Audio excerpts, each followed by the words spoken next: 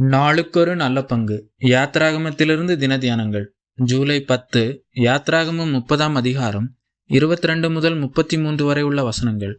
கிறிஸ்துவின் நற்கந்தங்களாகிய விசுவாசிகள் பரிமள தைலக்காரன் செய்வது போல கூட்டப்பட்ட பரிமள தைலமாகிய சுத்தமான பரிமள தைலத்தை உண்டு பண்ணுவாயாக. அது பரிசுத்த அபிஷேக தைலமாய் இருக்க கடவுது. வசனம் 25. ஆசாரியர் ஆசாரிப்பு கூடாரம் அதிலுள்ள பொருட்கள் ஆகியவற்றை பரிசுத்தமாக்கிற பரிசுத்த அபிஷேக தைலத்தை செய்யும் முறை, பயன்படுத்தும் முறை மற்றும் எவ்விதமாக பயன்படுத்தக்கூடாது போன்ற விவரங்களை இப்பகுதியில் படிக்கிறோம்.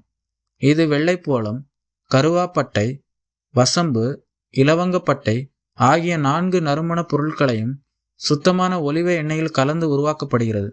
இதன் செய்முறையையும் அளவையும் தேவனே குறிப்பிடுகிறதால் இது ஒரு சிறப்பான தைலமாகும். தேவன் நிர்ணயித்திருக்கிற தரத்திற்கு ஏற்றாற்போல் வாழும் வாழ்க்கையே நம்மையும் சிறப்பானவர்களாக ஆக்குகிறது. இந்த அபிஷேக தைலத்தின் சேர்க்கைகள் அனைத்தும் கிறிஸ்துவின் தன்மைகளையும் அவருடைய ஊழியத்தையும் பிரதிபலிக்கின்றன. உம்முடைய தேவன் உமது தோழரை பார்க்கிலும் உம்மை ஆனந்த தைலத்தினால் அபிஷேகம் பண்ணியிருக்கிறார் என்ற சங்கீத ஆசிரியரின் தீர்க்க தரிசன வரிகள் நம்மை கிறிஸ்துவையே உற்று பார்க்க வைக்கின்றன. வெள்ளைப்போளம் அன்புக்கு அடையாளமாக சொல்லப்பட்டுள்ளது. அதன் கசப்புத்தன்மை கிறிஸ்துவின் மரணத்தை பிரதிபலிக்கிறது. என்னில் அன்பு கூர்ந்து எனக்காக தம்மை தாமே ஒப்பு கொடுத்த தேவனுடைய குமாரனை பற்றும் விசுவாசத்தினாலே பிழைத்திருக்கிறேன் என்று பவுல் கூறுகிறார். அவரோடு கூட சேர்ந்து நாமும் அறிவு கெட்டாத அந்த அன்பை புரிந்து கொள்ள முயலுவோம். கருவாப்பட்டை தேவன் மேலும் அவருக்கு செலுத்த வேண்டிய மகிமையின் மேலும் உள்ள கிறிஸ்துவின் பக்தி வைராக்கியத்தை வெளிப்படுத்துகிறது. உம்முடைய வீட்டை குறித்து உண்டான பக்தி வைராக்கியம் என்னை பட்சித்தது என்று கிறிஸ்துவை குறித்து ஷீடர்கள் நினைவு கூர்ந்தது போல நாமும் பக்தி வைராக்கியம் கொண்டவர்களாக விளங்குவோம். வசம்பும் ஒரு வாசனை பொருள். இதை இடிக்கும் பொழுது அதன் வாசனை அதிகமாக வெளிப்படும். பாவிகள் அவரை பாடுகளின் வழியாய் கொண்டு சென்றபோது தன்னுடைய நீதியை வெளிப்படுத்திய கிறிஸ்துவை இது பிரதிபலிக்கிறது. கடைசியாக இலவங்கப்பட்டை. இதனுடைய மூல வார்த்தைக்கு வீழ்ந்து பணிதல் என்று பொருள்.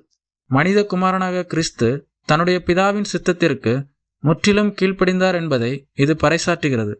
4 பொருட்களும் ஒலிவ எண்ணெயில் கலக்கப்பட்டன. ஒலிவ எண்ணெய் பரிசுத்த ஆவியானவருக்கு அடையாளம்.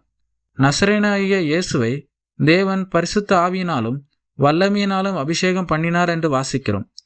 ஆசாரிப்பு கூடாரத்திற்கென பிரத்யேகமாக பயன்படுத்தப்பட்ட அபிஷேக எண்ணெயைப் போல நாமும் கிறிஸ்துவுக்குள் அபிஷேகம் பண்ணப்பட்டு தேவனுக்கென பிரிக்கப்பட்டுள்ளோம்.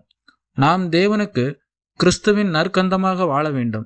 இந்த எண்ணெயை போலியாக உருவாக்கவோ வேறு காரியங்களுக்கு பயன்படுத்தவோ கூடாது என்ற எச்சரிக்கை நாம் கிறிஸ்துவுக்குள் உண்மையாக வாழ வேண்டும் என்பதற்கு அழைக்கப்படுகிறது. உலக ஆடம்பரமும் உள்ளான பக்தியற்ற பகட்டான போலி கிறிஸ்தவ வாழ்க்கையும் அறவே தவிர்க்கப்பட